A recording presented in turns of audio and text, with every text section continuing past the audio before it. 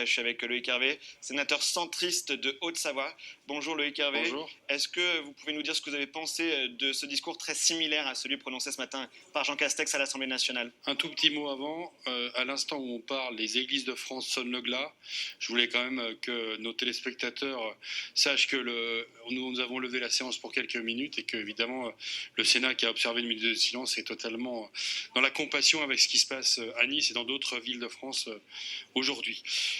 Pour votre réponse, j'ai écouté bien sûr le discours du Premier ministre. C'est normal quand on est parlementaire et qu'on est au titre de l'article 50-1 de la Constitution amené à l'écouter et à voter ou pas la confiance au gouvernement.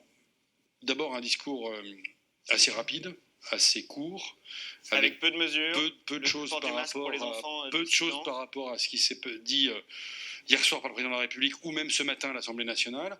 On est dans un mauvais roman feuilleton, c'est-à-dire qu'en fait on est en train, avec le discours d'hier soir, le discours de ce matin, le discours de cet après-midi, le texte ce soir, d'avoir du mal à voir où on y va. Donc moi, on a eu une discussion en réunion de groupe ce matin au sein du groupe de l'Union centriste. Comme beaucoup de mes collègues, nous allons nous opposer dans ce vote, et nous allons l'exprimer clairement dans le débat, car les mesures économiques sont trop faibles, les conséquences économiques seront considérables, l'atteinte aux libertés publiques, au fonctionnement normal du Parlement sont importantes, et donc pour le coup, nous voulons marquer notre désapprobation. Vous vous rendez compte que c'est difficile à entendre cette opposition dans un moment aussi compliqué? Est-ce que vous pouvez comprendre que c'est difficile à entendre pour les citoyens français? Qu'on soit bien d'accord, et que je le dis d'ailleurs à vos téléspectateurs qui connaissent d'ailleurs les différentes positions que j'ai été moi-même amené à prendre dans les derniers jours sur une proposition de confinement des plus vulnérables ou d'autoconfinement des plus vulnérables. Qui a été écarté à l'instant. Qui a été écarté hier soir et tout à l'heure d'un revers de main par le président de la République et tout à l'heure par le Premier ministre. Ce que je veux vous dire là, c'est qu'on n'est pas en train de faire un coup politique. Le Parlement, il travaille, il contrôle l'action du gouvernement. Il arrive, 12 heures après les déclarations du président de la République.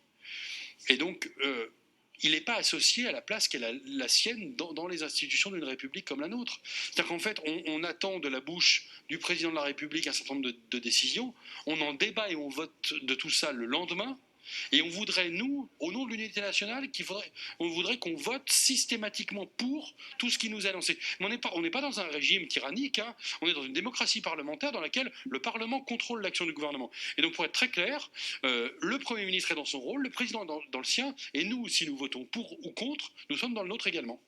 Merci Loïc Hervé, merci pour cette déclaration, et j'accueille tout de suite en direct